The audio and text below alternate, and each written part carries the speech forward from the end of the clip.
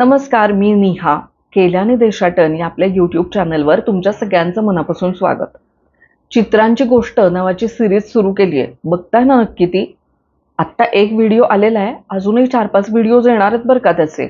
आपली पारंपरिक चित्रकला जपणारे हे कारागीर कोण आहेत आणि या चित्रकला कुठल्या आहेत, हे सगळं नक्की माहिती करून घ्यायला हवं आपल्याला. अहो, याच गोष्टी आता फॅशन म्हणून येतात ना ट्रेंडमध्ये. मग आपल्याला माहिती नको की आपल्या चित्रकला नक्की होत्या कशा?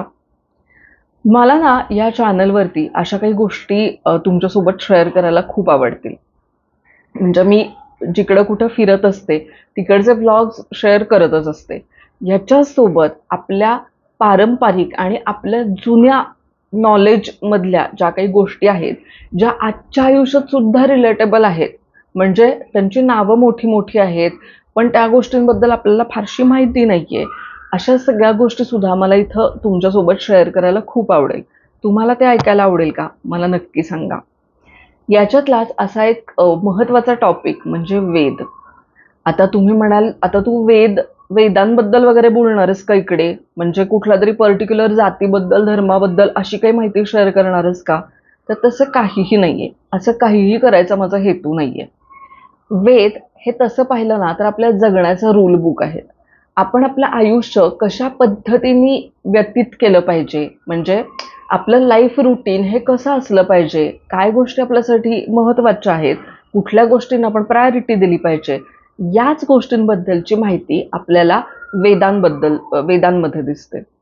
अर्थात मी त्याच्याबद्दल खूप काही बोलू शकणार नाही, कारण माझाही वेदांचा काही खूप अभ्यास आहे, अशातला काही भाग नाहीये.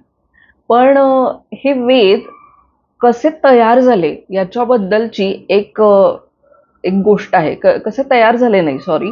वेद आधीपासून होतेच असं म्हणतात, पण ते आपल्याला कसे कळले ना याच्याबद्दल एक गोष्ट आहे. तुम्हाला भारद्वाज ऋषी माहिती आहेत का ऐकून?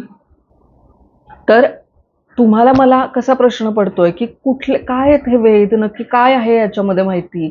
तसाच भारद्वाज ऋषींना सुद्धा खूप प्रश्न पडला आणि त्यांनी एक घोर तप केलं.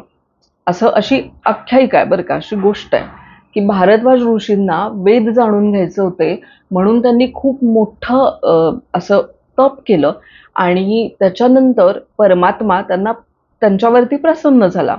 परमात्म्याने त्यांना विचारलं की काय बाबा, तुला काय हवंय नक्की? त्यांनी सांगितलं की मला वेद काय आहेत हे माहिती करून घ्यायचंय. परमात्मा ह्याच्यावर हसला आणि तो म्हटला, जमेल का पण तुला? ऋषी म्हणाले, अर्थात, मी किती अभ्यासू आहे आणि ही एक महत्वाची गोष्ट माझ्याकडून सुटते अभ्यास करताना, तर मला याच्याबद्दल माहिती हवी आहे.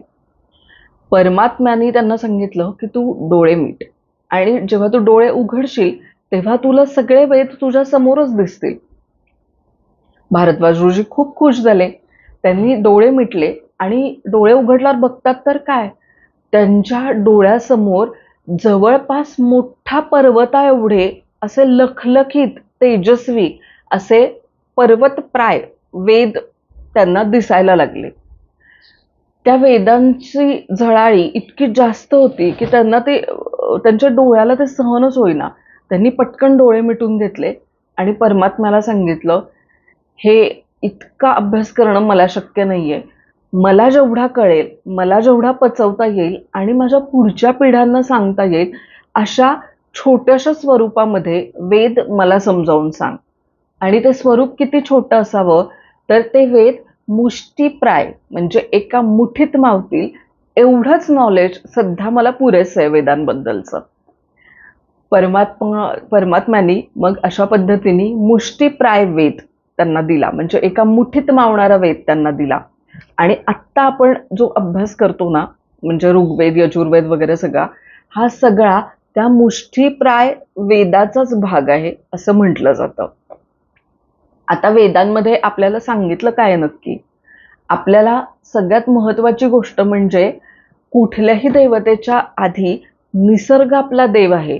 निसर्गानेच आपल्याला जगवलेलं आहे.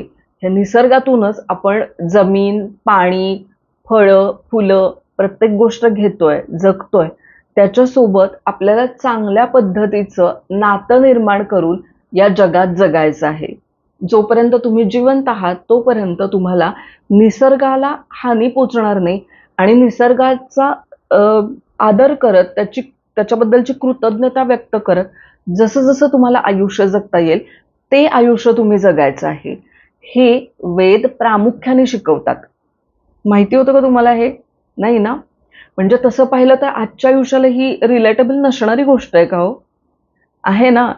मग धार्मिक कर्मकांड वगैरे या सगळ्या गोष्टी बाजूला ठेवून वेदांमध्ये या गोष्टी काय सांगितलेल्या आहेत त्या तर आपण फॉलो करूच शकतो. तुम्ही निसर्गाच्या पूजा करता का? तुमच्या जवळचा निसर्ग वाचवण्यासाठी तुम्ही प्रयत्न करता का? जर तसं असेल तर मला कमेंट करून नक्की सांगा तुम्ही काय काय करता. माझ्या परीने मीही काही गोष्टी करत असते. जसं की झाडं लावणं असेल किंवा मग आसपास उन्हाळ्यामध्ये अ, झाडांना पाणी घालणं असेल, पक्ष्यांसाठी काही खाणं-पिणं थोडंफार ठेवणं असेल किंवा मग माझ्याकडून कुठल्याच जीवित गोष्टीची हानी व्हायला नको, त्यांना कुठलाही त्रास व्हायला नको, याचाही मी पुरेपूर प्रयत्न करत असते. तुम्ही अशा काय काय गोष्टी करता? मला नक्की सांगा.